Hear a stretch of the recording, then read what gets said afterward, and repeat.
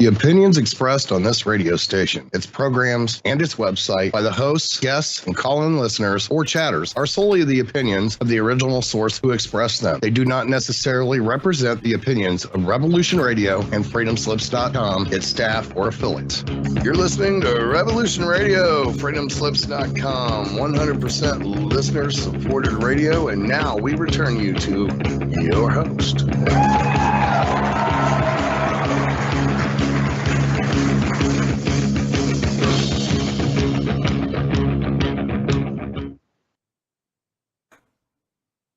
I wonder what happened to Mickey.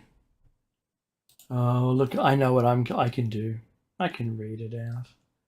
I just have to say, welcome back to Shiny Side Out with Dave and Mickey on the #1 listener-supported talk radio on the net. So, push the donate button or subscribe to the archives for free. We also get yourself some merch from the station's website, maybe a t-shirt, a mug, or anything you like. You can make a donation in any form of payment is acceptable. Just go to the station's website for the details. We're halfway through show number 519. It is 519, and we're talking about Ancient Aliens. This is the second show in the arc, and I suggest we'd probably start when Mickey does return. But anyway, I think I can still hold the station. In the meantime, I'm trying to find the show notes from last week, and I'm struggling with that. I don't know if they don't turn up in downloads. Actually, they do. I have got the show notes. I have got the show notes too. Good man. Just a quick recap, everybody. So last week was really about understanding just how far-fetched or not the idea of ancient or even present-day visitations of this particular planet are by alien intelligences. Now, we're talking about true creatures from other planets. Now, Dave and I, through the vehicle of the hypothesis, believe that there have been many civilizations on this planet prior to this one. Some of them, we believe, were spacefaring as well, and quite possibly had contact with other spacefaring alien civilizations. I also believe that one day, when we go back out into space officially, as it were, we will find that there are a lot of us out there. All of us. Like, I mean, you know, human type. I mean, probably more ancient lineages of humans that we have lost on this planet, for example. And just to look at Bigfoot here for a second, who is to say that the Bigfoot phenomenon is not related to Stargate type travel? Because we know that they appear, disappear, they're associated with UFO sightings, etc., right? So I think the reality of the world is a lot more complex than we were led to believe. But certainly, in the past, I believe that this particular solar system was connected without any, I guess, hidden secrecy to other interstellar organizations, trade routes, civilizations, etc., and something happened 15,000 years ago, I think, that brought it to an end. Maybe longer ago. Maybe the actual end came about maybe 50,000, maybe 100, maybe 150,000 years ago. And 15,000 years ago was just the last straw that broke the camel's back, which really severed our active and acknowledged link with other civilizations. Right?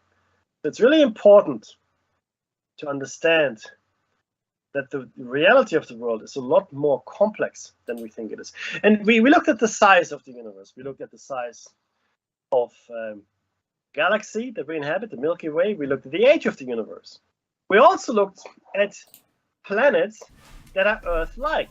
And there have been bucket loads. I mean, we found quite a few, and they're like we looked at the 10 most Earth-like as well. But this is what in June 16, 2020, there was University of British Columbia study that says there could be as many. And this is really the most important piece of information. Right? Are you ready? You're sitting down. Yeah, there could be as many as 6 billion Earth-like planets in our galaxy. Galaxy. They're crazy numbers, Mickey, aren't they? I completely. Now, if you put those numbers in context, right? And let's say you've developed a level of technology that allows you faster than light travel, which we know is possible because something is traveling faster than light in quantum entanglement. So we know that speed is possible. Faster than light is possible. Mm-hmm. We think it's just information, but who knows? Again, we're talking about high dimensional space at some other point. But 6 billion Earth-like planets. Now, another thing to remember here is to be reminded of rather, is that life may not have taken the same route that we would recognize as life. That's true. Yeah, life might not depend on a Goldilocks zone, on an Earth-like planet, on water, for argument's sake, or even oxygen. In fact, the very first life we had on this planet, was wiped out by oxygen. Right? That's true. The first great extinction event was when oxygen was released into the atmosphere, or was somehow. Did you know, Mackie, that all of the coal that we have on Earth today was from trees that just got too tall and had fallen over before there was a bacteria that ate cellulose.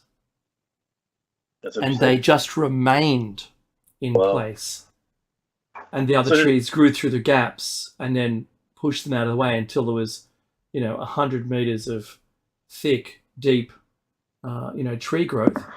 And remember, some of these trees would have been absolutely monstrous, maybe 100 meters to 200 meters tall. Yeah. Keep growing for at least 1 million years. Ironically, they all were consumed by the same fire, where the lack of oxygen meant they smoldered, turning them into coal. Right. That was how all the coal was made, and all the coal was made at the same time on the Earth. That's actually very interesting. Yeah, so there was no life that could consume the trees. Wow. To break them down. I thought that information to me was truly amazing. Meaning, but it is. Yeah, meaning that life took place after the fire. As we understand it, yes. Yes. It rebooted again. That was another catastrophe. It is. And look, there were. I think we had 5. Yeah. That we acknowledge, and I don't think it acknowledges. I don't think the 5 includes the oxygen kill of the life that existed prior to that. I think that's so 6 really. I think we had, but in those extinction level events, only small percentages of the species survived. Right. So what we have on the planet today is a very tiny representation of what was once possible or could have been possible. Right. And I do believe that once we go out there, officially again, right, then we will find potentially those life forms again, because I believe that we human beings have been around for a very long time indeed, millions of years, maybe tens of millions, maybe hundreds of millions of years. I know that sounds crazy, but is it? All right, is it? I watched this show recently on the coelacanth, and the debunkers, or people that don't like what I talk about, they say, people talk about the coelacanth, that's completely wrong, you shouldn't do that. Wow. Without giving a reason, though. That's right, of course. There's no reason. Okay, so fine. Right. Now, let's be clear, though. So they focus in on the one thing. This was about dinosaurs as well. Do dinosaurs exist still, or did they all die out, or whatever? They focus on the one thing they can critique. I think the actual reality that we inhabit right now is a lot more complex than just trying to pinpoint very specific things. Do I think the dinosaurs have survived to this present day? So I know for a fact they have, in the form of birds, but that's not what I'm talking about. In Africa, especially in central Congo, they talk about this creature called the Mokele Mbembe, which is, for all intents and purposes, looks like a small,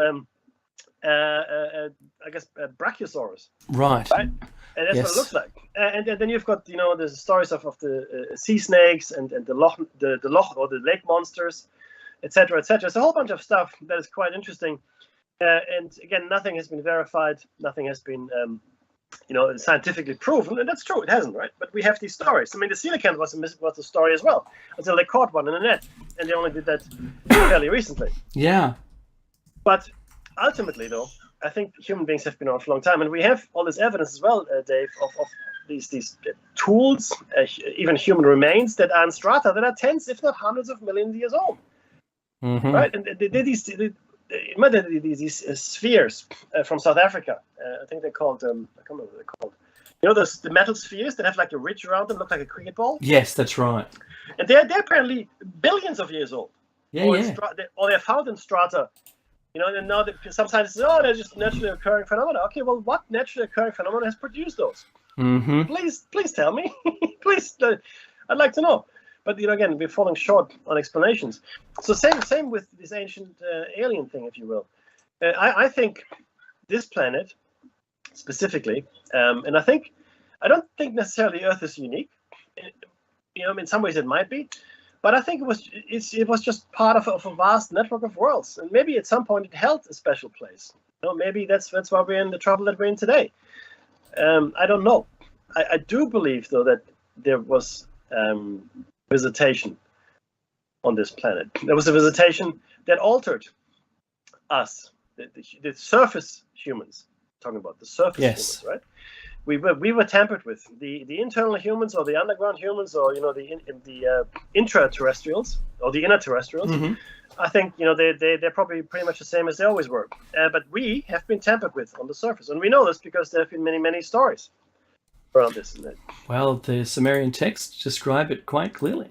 100%, right? And we look at ancient texts, right? And then we're now sort of going more into the ancient alien kind of thing, but we look at ancient texts and we see indications, we see snippets, we saw even in some cases almost irrefutable evidence of massive or massively advanced technology, like technology at the time that common sense, as we understand, or our best scientific understanding wouldn't allow the inhabitants of the planet at the time.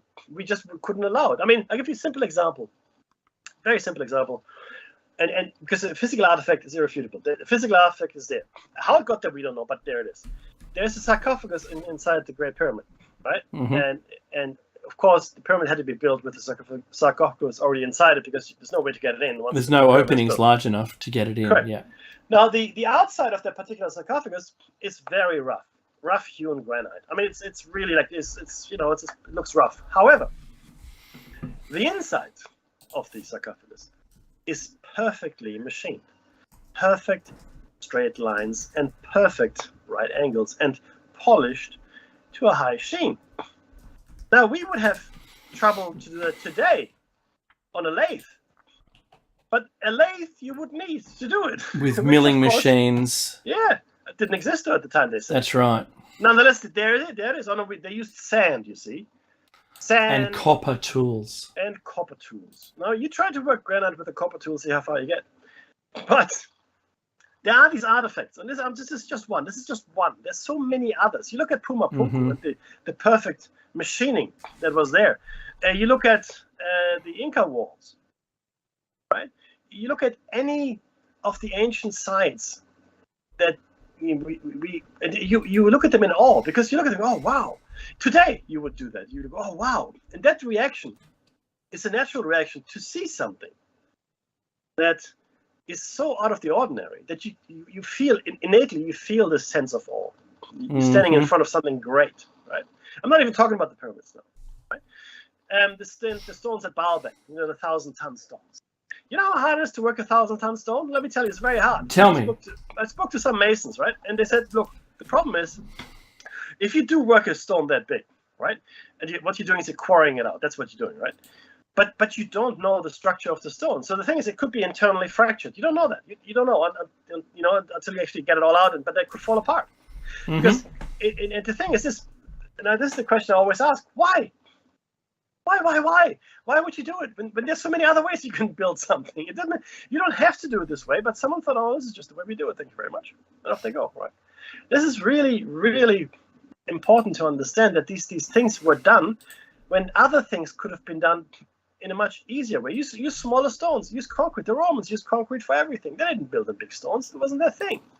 Yet we find these amazing stones in Baalbek. And in fact, we don't even know which civilization acquired them.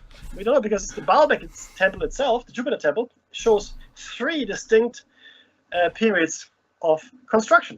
Very distinct, very, very distinct. And if you go there and see the pictures, you know what I'm talking about. I'm throwing them up on the screen. Well, thanks, buddy. All right. So the large stone that everyone sits on, it's on it's- an angle in the quarry. Yep. And then But I've got a shot here of those massive stones used in the true foundation of the Jupiter Yes. temple, Yes. which is the most ancient version. And then on top of that, you can see a row, 3 rows, 4 rows of 3 rows of stones that are less large than the base stones, but again, larger than the set of 1, 2, 3, 4 stones above that, which Yes. look like they're small, manageable stones that you'd have quarried somewhere and delivered on site, roughly the same size as we would do today, as like brickwork. Yeah. Right? We would use concrete today, but anyway. We wouldn't do anything as ridiculous as this. We can't move these stones with machinery. We'd have to build a machine to move them intentionally. Yeah, a friend of mine is an engineer. I mean, he was a friend of mine. I haven't seen him in 20 years, but we used to go to the gym together. He was an engineer. Yeah. And he configured cranes. And he had to configure, I think it was up in Newcastle, he had to lift this massive load, right? And this was like, I don't know, several hundred tons or whatever it was. And he configured it wrong, so they had to take down the crane again, right? Yeah. But my point is, so can we do it? Yes, but it's a huge effort. It's a massive effort, and people don't understand that, I think. Yeah, no. So 5 meters as a cube, but 21 meters long, is such an immense stone. Now, when the Romans built on top of the Jupiter temple base, no one questioned them at the time, going, "Hey, those rocks, how did you move those?" "Oh, we built the whole thing, clearly, right? Because we're awesome." And then, "Where'd you get them from?" "Don't know." And then they found where the origin. But the Romans had been dragging around some monoliths, right? And ended up having to break it in half because it was just not movable. It was one of the Egyptian obelisks. Obelisk, that's what I meant. Yes. He was. I think it was from Alexandria. I could be wrong. But what happened is they tried to move it, but Dave is right. They had to section it into 3 and then move the 3 different sections. And then rejoin it in place because it was just unmanageable. And now, to be honest, when you mentioned the South American stonework, well, there's stonework that exists all around the world in that same monolithic period. Correct. Where the stone masonry is identical. Where there's 5 20-sided pieces, they go round a bend like 90 degrees. Each piece is custom just for that location in the wall, which makes no lick of sense, right? No, not zero. That you wouldn't do it. It's too much engineering, too much effort. Because I would ring down, like if it was a mobile phone, right? I'd call the quarry and say, "I need 100,000 stones," and give them the dimensions, and they just get to it, and they deliver me the stones, and I use them, rather than saying, "Okay, now I've got this one. Okay, we just put this one in. Now we've got this really unusual shape. It's got 9 sides. Some are right angles, some aren't, and I don't want to get a cigarette paper between them. When you deliver it, it's got to fit perfectly." How are they going to do that? Indeed. For every stone? What a delay on the... I can't imagine how ridiculous that effort would be to make it so over-efforted. Yeah, and it makes no... I mean, because there's so many other easier ways to do it. You know what I mean? That's right. Like, it's not like, let's find the most complicated way to do it and then do it. That's just silly. And human beings don't really work like that anyway, right? But having said all of that, right, it is really, really important to understand that these artifacts exist. They're there. And again, like I said, we believe that many other civilizations have been here before this one on this planet, and a lot of them were, human in nature. But I do believe very strongly, because we've seen the pictures. The pictures have survived. The pictures are there, and some of them look human. Others don't. I mean, some look humanoid, I should say. Others don't look humanoid, right? Mm-hmm. And maybe because we've been around for such a long time, humans that is, or like human-like creatures, we've just spread so far in the galaxy, right? That we inhabit many planets. Many other planets are probably held by other creatures. And look, I don't want to stress the point here, but if you look at the octopus, for example, right? Is it possible that they are remnants of a colony, an outpost of other aliens? that came here, right? Slightly different biology to ours, right? Proper blood. Yeah, yeah, exactly. Slightly different brain configuration. They got 9 brains instead of just the one, and they're distributed. It's like a distributed brain system, neural system. That's right. Which is interesting. We have a Quantum. distributed nervous system, right? But we don't have a distributed brain system, right? We don't. We have a singular processing unit. They have got 9 processing units, and very clever creatures too. Very, very clever creatures. Okay, and others, maybe dolphins, whales for that matter. Maybe they represent a species that maybe developed or evolved elsewhere or whatever, and came here and then just got stuck when something went wrong. I don't know. The point is, there's a lot going on that we don't understand. We have these sightings today of all these things we don't understand. So there must be something actively going on beyond our understanding, clearly, right? So we brought all this up because we wanted to start off saying, look, it is not that far-fetched to say that there could have been extraterrestrials or creatures that didn't evolve on this planet that could have visited the Earth in the past. The sheer number of potential life-bearing planets, Earth-like life, right? Yeah. The relative proximity of some of them, Proxima Centauri b, 4 light years, right? TRAPPIST-1e, the best so far that was found, or the most likely to support life as we know it, only 40 light years away. In the scheme of things, not that far, really, if you think about it, right? In the neighborhood, really. Others, 2-3 light years as well. I mean, some are much further away, of course, but there might be some near us that we haven't discovered yet. Okay, now, but they're saying, and I want to say this number again because I find it so astounding, 6 billion Earth-like planets, potential. The potential for 6 billion. Yeah. There's one for every citizen. Well, not quite anymore, but almost. There's one for every citizen on the planet, right?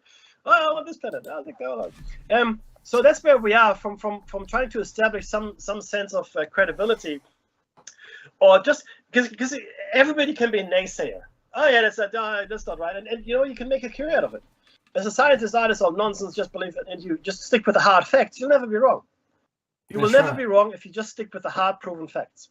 But you will also get nowhere. You will not ever discover anything new if you just stick with what you know, right? Well, that's a really good segue into the show notes. I know, right? Now, Dave. Thanks. So, ancient aliens is a favorite topic of mine. The theory of ancient alien visitation, though, to the Earth is both controversial and deeply polarizing, as my esteemed co-host has pointed out, even with the field of conspiracy.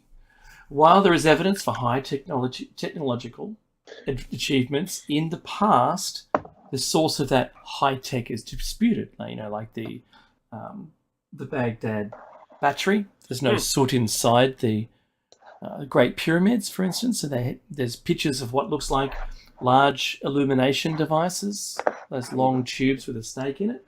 But then a very large piece of what we can identify today as, because we see it on power poles, insulation material.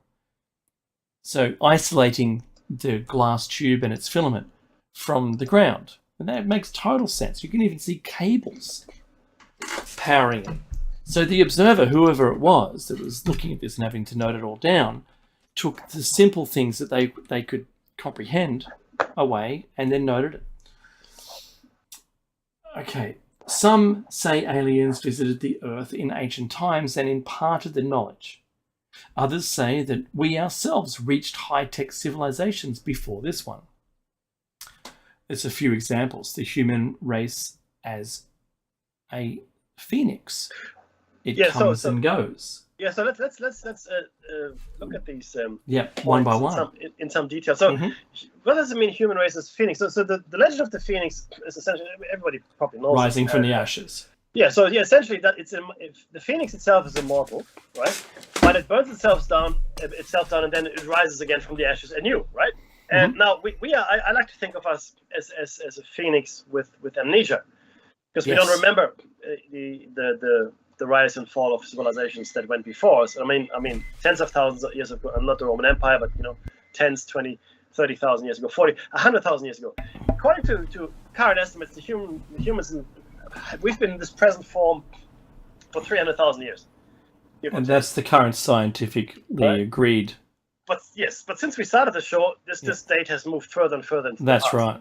Okay, including the understanding that Neanderthals aren't our ancestors, but rather our cousins, if anything. And remember, Lucy was only 120,000 or something, right? Yeah, exactly right. So let's be clear. We don't really know. So I think the human race has gone through these cycles of civilizational extinction many times, and we rise again from the ashes only to discover that many things have happened in the past. We've got these legends, these myths, not really understanding what they really mean, right, Dave? And yet these artifacts, these structures, these mechanisms in some cases have exist. withstood the test of time. Yeah, They're absolutely. here, and you can't argue it. 100%. Now, and look, to be honest, we don't use those building styles. It all makes complete. It's complete nonsense to do it. You couldn't do it with anything we currently are able to use. Correct. But what about the next point, though? Yeah, ancient human interaction with alien races due to high-tech advancement. Absolutely, I support this too, as well as the first point. Yeah. So, I mean, maybe we have already been out there, right? Mm-hmm. The inner earthers. I mean, I believe, I really believe, the surface dwellers, us. Mm-hmm. We are the stepchildren here, right? We are the ones that didn't really. That's a good way of putting it. Get much of a say in anything, or we're really not included in much. But the point is, we really I think it's the inner earthers that still have a pulse on the finger of things. So if I relate it to the current media, in probably the best way I can, if the Tic Tac itself was just technology that we humans had made in a prior, elevation of our technical advancement, and then, but because of galactic rules, unless the people had warp drive, you don't talk to them. And so they live quietly in the oceans undisturbed, only seen from time to time. Just for example. I know it sounds a bit left field, but there you have it.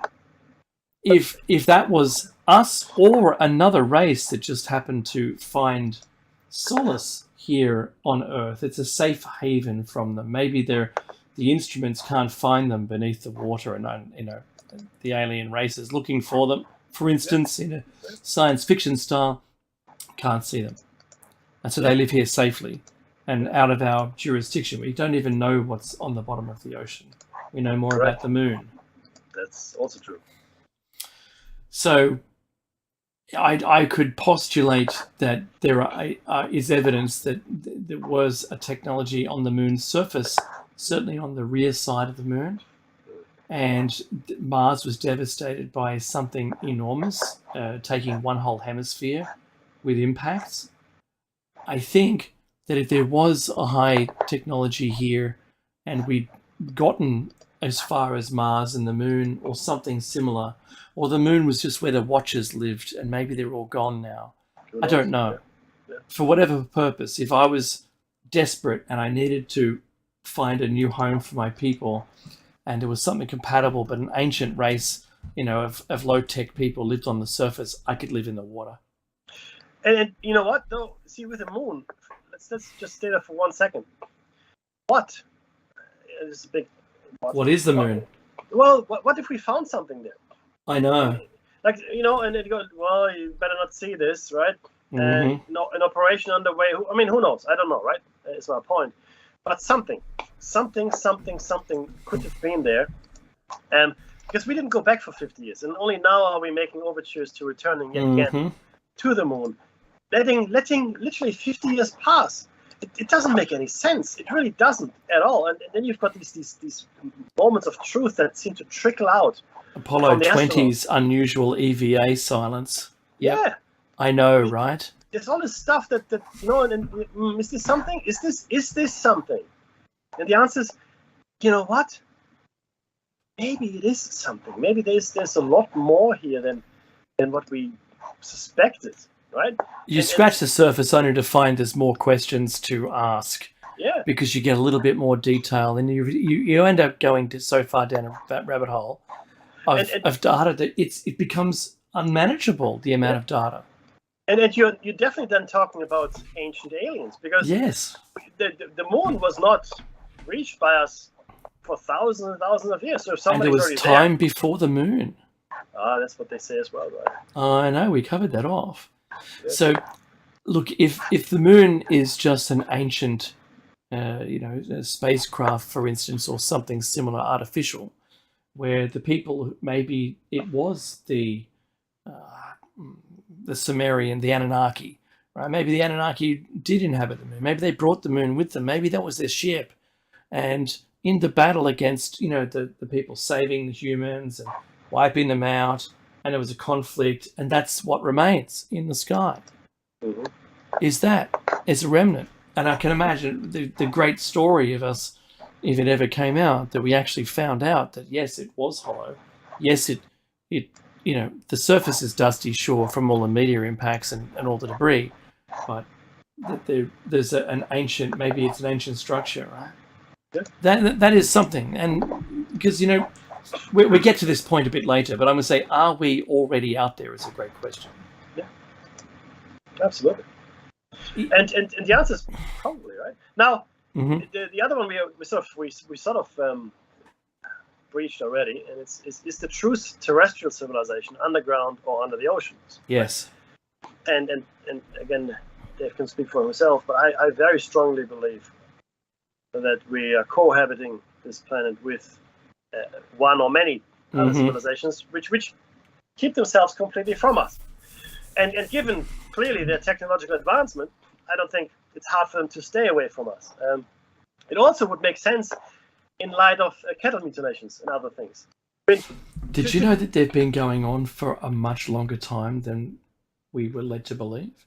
Oh, completely. I saw a cattle mutilation documentary just the other day, and experts themselves who performed the tests and took all the anecdotal evidence, and that more than 200 years, Becky, of exactly the same encounters. I'd be going as far as saying it probably goes back a lot further than that. Completely, yeah. Because nobody kept records of it. I mean, who cares anyway? And maybe animal sacrifice started like that. Because clearly it's not the gods come from the sky, for example, and mutilate the cattle. So clearly that's something the gods like. So hey, let's do that. Let's kill the cattle or whatever for the gods. And I'm not saying that's what happened, but I'm just saying it wouldn't surprise me if that was what the one eye, the one lip, the tongue, the cheek. Yeah. No blood. All of that description is identical, going back in time at least 200 years, said the people doing the research. And let's say you're a true alien from another planet, right? So I would understand why you would do it a number of times. Come here, you look at some, especially domesticated animals, maybe you don't know them, and you do what you do, right? But you wouldn't keep doing it over hundreds of years. Whereas if you were an earthbound civilization, so people that are here, then it would make perfect sense to check up on livestock potentially. It would even make perfect sense to abduct us once in a while. Do you remember the Queensland couple, Mickey, on their farm where the cattle mutilation had occurred, something like 20 k's from their house through bushland, and the only road there is their road. So to get there, you've got to go past their house, and there is no other houses for miles. There's no one can get to this. And I think that story alone is truly evidence, because they didn't know of this stuff. They tried to keep it quiet. They told some people. It ended up getting out. And it wasn't them, dancing up and down and having A-frames with trumpets saying honk if you believe in cattle mutilation. That's right? They didn't want the story out. And reluctantly, you can see it. They're not all proud of what's happening. No, but see, a lot of people, and this is again my favorite topic, is skinwalker. People that yes, I know, owned that, right? Mm-hmm. They sold it. I don't know anything to do with it. So it's crazy.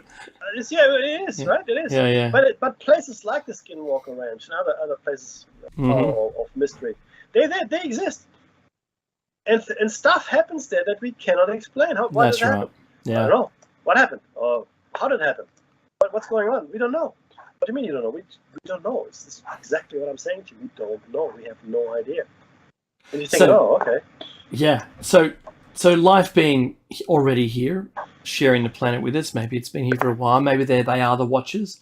The Watchers have been described in stories all around the world, and things have been found.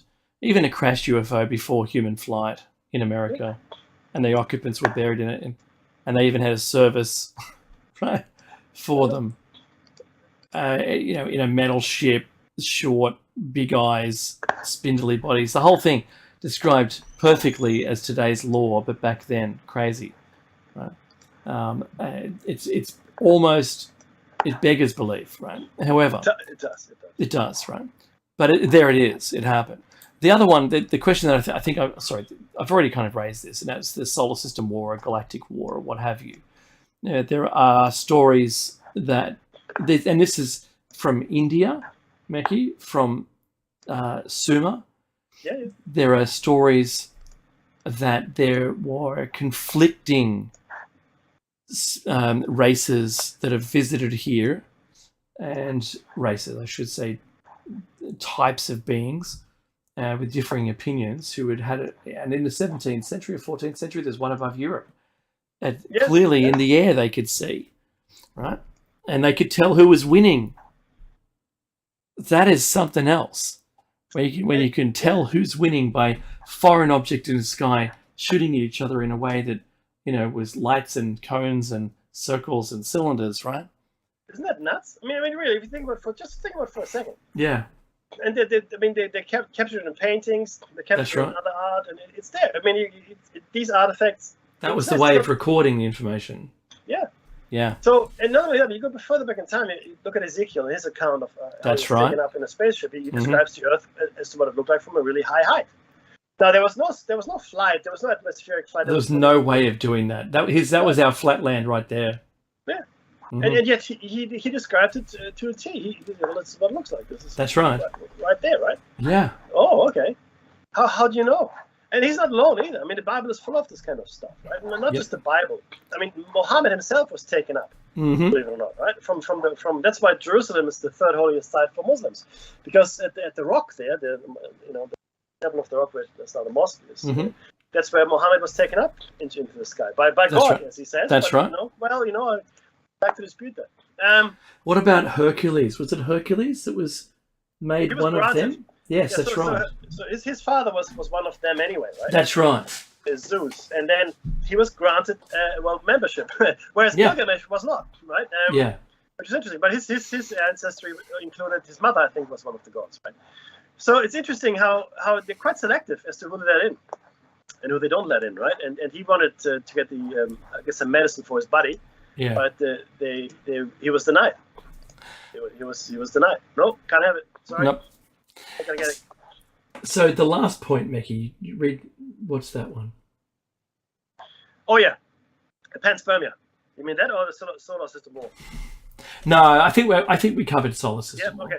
So panspermia is really interesting. It's a concept, obviously, right? And it sort of ties in with the idea of how similar creatures could inhabit potentially the entire galaxy. So the first known mention of the term was in the writings of the 5th century BC, so 2,500 years ago. Yeah, I know, right? A Greek philosopher Anaxagoras. I wish we were like Bill and Ted, Mickey. We could just go back and talk to them. Yeah, that'd be awesome. Mm-hmm. Let's go talk to Beethoven and Socrates. Socrates. Now, in the 19th century, it was again revived to some 2,000 years later, or almost 2,500 years later, in modern form by several scientists, including Jöns Jakob Berzelius, 1843, Kelvin, 1871, Hermann von Helmholtz, and somewhat later by Svante Arrhenius in 1903. There is as yet no evidence to support or contradict panspermia, although the majority view holds that panspermia, especially in its interstellar form, is unlikely given the challenges of survival and transport in space. So we're going to talk about that in a second. Sir Fred Hoyle, 1915 to 2001, and Chandra Vikram Singh, born 1939, is still with us, were important proponents of this hypothesis, who further contended that life forms continue to enter Earth's atmosphere and may be responsible for epidemic outbreaks, new diseases, and the genetic novelty necessary for macroevolution. Panspermia does not necessarily suggest that life originated only once and subsequently spread through the entire universe, but instead that once started, it may be able to spread to other environments suitable for replication. That's we right. already we already know that an organism as complex as tardigrade survives space just fine, and that's a multicellular, like complex organism that looks like a little animal. If you And legs, it looks like a little puffy, yeah, like 8-legged creature with a mouth correct. in front. Mm-hmm. And the thing, so it's the argument saying that the space is too adverse rather to life. We put the tardigrades through hell. Yeah, freezing them and trying to burn them, and they just keep going. And what have we done? We've quantum entangled one. We have quantum entangled. That's just insane. But the point is that no, it is absolutely not a showstopper. Mm-hmm. Space travel for these creatures. So for even protein chains for crying out loud, right? Yeah. But a human floating through space, it's not viable. But certainly tardigrades make it. Right? Yeah. So for us, we need a lot of tech help to survive. But also knowing that we could populate the entire, I think it's like 90% of the Milky Way galaxy within 1 million years, even with our current tech. Isn't that nuts? It is. It just sounds so implausible, but no, the math is there. Absolutely, because we would just send generational ships, and that's right. Chances are though that these generational ships would be overtaken, like Dave pointed out last time, by ships that are more advanced, and on it goes. So we might be having colonies. So the first generational ship is, let's say, launched in 20 years time, right? And it's like 10,000 people on it, and it's a really big thing, and off it goes. In the intervening 100 years or 500 years or whatever it is, we might have sent 4 or 5 different waves of immigration, and by the time those generational ships get there, they find a flourishing interstellar civilization, right? Which is us anyway. That's right. It would be. How cool would that be, though? That would be awesome. That'd be great. But so panspermia is just not necessarily intelligent life, but this is just even just microbial snippets. Life, right? Yeah. Or tardigrades. Yep. Yeah. So let's say a meteorite impacts the Earth. A whole bunch of biological material is thrown up. In fact, it's launched outside of Earth's gravity well. Yeah. It now becomes space-bound, and some of it might survive. Mm-hmm. Okay, which is great. And then it could potentially then go on a bit of a trip. Yeah, that's right. So pushed in the right direction, and since the solar system is already moving, it could stay in place, and the solar system moves away from it, only to encounter something else in 10,000 years, right? The other is that we know there's some extreme temperatures at the end of outside of our heliopause, and some 1,500 degrees or what have you, right on the pores where the plasma is. We didn't know that existed, but even given that, it's still completely possible. Yeah. Where we have a 3rd generation star, it's estimated. And that means there's been 2 other opportunities for life-bearing planets to have existed in this region where we are, where our solar system inhabits, out to the nearest one. The nearest one to us now? Yeah. Oh, sorry, I can tell you exactly. It was Tau. Sorry, TRAPPIST 1e. No. Even just where. Proxima Centauri. Centauri. That's right, Centauri. Yep. So, as Lost in Space had a mission to go to Alpha Centauri, we know now Proxima Centauri is probably the most likely of life anyway. And there's a trick. There's a 3rd star as well, and it's an awkward one, and that's the furthest away from the pair of A and B in Centauri. So anyway, having said that, all of these stars are from a prior group of stars. A prior star and the one before that as well. It's quite possible that life started somewhere. Panspermia could be completely a thing, or it was transmitted around, like a beautiful old cartoon, Mackie, of evolution, where a Coke bottle is left on a planet discarded by one of the astronauts, and life evolves from the Coca-Cola. Yeah, from the bacteria on the rim and such, right? No, from the actual liquid still inside. Oh, really? It's a cartoon, but it's a beautiful cartoon. If I find it, I'll flick it to you.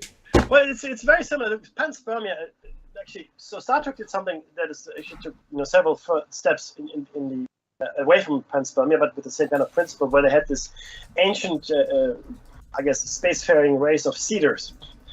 And it's similar to the mythology, of course, that is proposed by an alien, with Prometheus. The movie Prometheus. Well, the story Prometheus talks about the same thing. Yeah. So Star Trek said, so Jean-Luc Picard is his hobby is archaeology. So he gets involved in this archaeological find, and the DNA, it's actually the DNA of several species. Once you combine it, you get a video message. And this is from the original seeders of our galaxy, as it were. Which was it was a 2-part or 3-part. I really enjoyed that particular episode. Is it possible? Well, look, again, if we go to Kepler, 452b, or we go to Proxima Centauri b, or TRAPPIST 1e, or any of those planets that we've identified, right? And we find us there, then the theory of seeding becomes highly likely, simply because, and we've discussed this at length at some other point in other show cycles, it is highly, highly, highly unlikely that life would evolve along the same lines as it did here. Now remember, we went through 5, maybe potentially 6 extinction level events, which destroyed most of the species that were here at the time. We just happened to be the end product of those 5 extinction level events. Other planets would have gone through other events and other biological configurations, etc., etc. I mean, even on this planet, both the crabs or lobsters as well as the octopus using copper instead of iron to transport oxygen through their body. And so again, it's the configurations are highly unlikely to be us out there. So if we were to find ourselves again, I think it stands to reason that either there was a seeding event, or more likely, in my opinion, that we are already out there and we were part of at least an intergalactic civilization, or intragalactic, I should say. Oh no, actually intergalactic, because intragalactic. Intra, not inter. Because intergalactic would mean we have gone to other galaxies as well. Maybe we have. I don't know, right? Maybe we have. And then maybe the thing is this: once we move into higher dimensional spaces, Dave, and I saw this really awesome drawing. And I've got something to add. Keep going. Yeah. Then distance becomes irrelevant. In fact, we don't even have to live very long to traverse galactic distances if we can move in higher dimensional spaces. Right? Like you look at the quantum entanglement. Sorry, Dave. Go. Yeah. Yeah, so our galaxy itself has exposed through evidence of the arms and the age of the stars as groups. We've determined, as a human species, we've determined that there are at least 3 or more galaxies that make up this galaxy, as they have been consumed by this galaxy, collided and consumed by, and then formed what we currently see. So even if it was intergalactic by means that our galaxy joined with another, that is still considered, or would be considered as, intergalactic panspermia.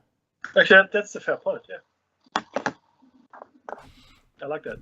I put that question about the cartoon movie where life evolved from the Coke bottle off to my partner, who is a genius with film. Nice. I hope she makes it back in 10 minutes. 7 That's minutes. all good. 7 minutes left. 7 minutes, I know, right? Okay, so just to recap very, very quickly, 7 minutes is an eternity sometimes. We got a whole page. We got a whole page today. How about that? No, but to be fair, it was a page that had a lot of bullet points, which in themselves were quite packed full of information, right? So, yeah. So just for our listenership out there, we went through 1 page of show notes today for you, and we got another 10, 15 to go. But there will be more once we update. There will be more. That's updating correct. Happening, which is goodness, and including our own experiences that we've had over the years since we first did this, because we actually did go to Mount Diego National Park, and we saw a few things that were very, very interesting. And the tales that adjoin those are of great importance to this topic. Completely. Again, sort of kind of creation myths, sort of, but certainly something we need to discuss with you. A story that's at least 80,000 years old. Yeah, so pretty old. and also, it is just a topic that meets with a lot of opposition, and the key reason for that, or used to be at least, but the key reason now is because of we're scientists, we know it all. That, if we should have found something by now, etc., etc. Of course, not nonsense, complete nonsense arguments. Because the civilization that is, let's say, type 1 or even a type 2, forget about type 2, but let's say type 1 is so far ahead of us, we wouldn't even begin to understand their technology. It'd be like complete magic to us. And that's type 1.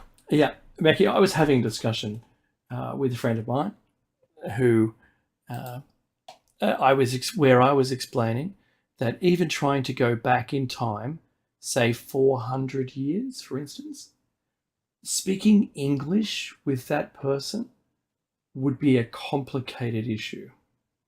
It'd be easier for me than for you. Yeah, because I know no Latin. No, forget Latin. German was English at the time. Yes. Of Shakespeare. Yes. Was a lot closer to German. Yes. Than it is to the English of today. So thou hast is a German form of haben, right? Mm-hmm. So I could communicate with the Shakespearean English a lot better than you. Yeah, completely. And they would have an awful time understanding our simplistic way of describing something in a sentence. Correct. It's like, okay, what? Yeah, what is okay? In fact, read a novel from the Bronte sisters, written about 150 years ago. Yes. And going from the front door to your letterbox would take like 3 pages. That's right. It was such a long-winded way of writing, and this is why it's hard for some in high school. I get it, right? I know. Novels, it's just tough to get through. But you've read Lewis and Clark's. Yes. Yeah, I know, right? It's very detailed. It's I guess superfluous, we would call it today, some of the descriptions or some of the content, right? But for them, it was very important because that was the method of recording history. We got video, we got this, we got that, right? Yeah. A man of little mention here. That's my favorite description of a person that the author, whichever it was, Lewis or Clark, wrote about a person they hated. But they would take 5 pages to talk about cresting a hill and seeing this valley with 500,000 bison, right? Yeah. And it took 2.5 pages to do that, but that's just all that guy got was. It's like that's all you're getting. I hate you. I hate you. Yes. So much. I hate you so much. but that to me stood out as the most pertinent way of describing their relationship with this fellow, and I thought that was tremendous. I completely agree. But yeah, no, their beautiful, flowery way of describing things is lost. We've pulled out of the dive into text SMSs as a language. We were going to impact the ground, and that was going to be the end of human society, right? Where everyone shortened everything down to, into 3 letters or 4 letters, ridiculously ruining English. However, I think we've pulled the stick back and we've now crested that, and I think there's at least hope for us yet. Look, it hasn't gotten as bad as we thought it might have. But emojis have taken over from a young perspective now, and it's as a hieroglyphic language. Very much, and there's this funny meme I saw where 5,000 years of doing this, and we've gone back to hieroglyphics, right? Yeah, that's right. That was hilarious. Because it's true. It's true. Fundamentally, it's no word of a lie. And again, maybe the Egyptians were onto something then. Maybe. Right. So that's funny. I'm going to wink to the audience in the chat room. That's about. Yeah, no. Look at me using emojis. I don't use emojis. I even use full stops and double spaces after the full stop, maybe. I'm old school. Old school. Look, I write it full sentences, full words. Yes. That's what I do. It's my thing. Yeah, I don't simplify it either. No. I think some of the context is lost when you've only got a couple of hieroglyphs to explain yourself. Yeah, but I tell you what, I see it in the way my children articulate themselves as well. I mean, the way I speak is now emulated by them. And I speak in a fairly, well, I wouldn't say a formal fashion, but I do speak proper English to them, right? and I use words that are maybe highbrow, but they use those words now. They're like 6-7 years old. Yes. And it comes through in their schooling as well. Yeah, likewise. So I won't change. That's my point. I'm not gonna change. I like it. I know. I have one daughter who uses the definition of every word to point. She's on point with her use of them and will argue by utilizing those words by their definition that she's somehow negated it and found a loophole. Is that right? That's exquisite. I think that's awesome, buddy. Oh, that's the music. And now I think we all have to thank the Anunnaki. I'd like to thank the leader. I love the leader. No, I love him. I love leader more. This is all of the leaders. This has been David Mackey, shining his side out. See you next week. And coming up next is Jer Bear with his awesome show After Hours. Do donate. And we'll see you next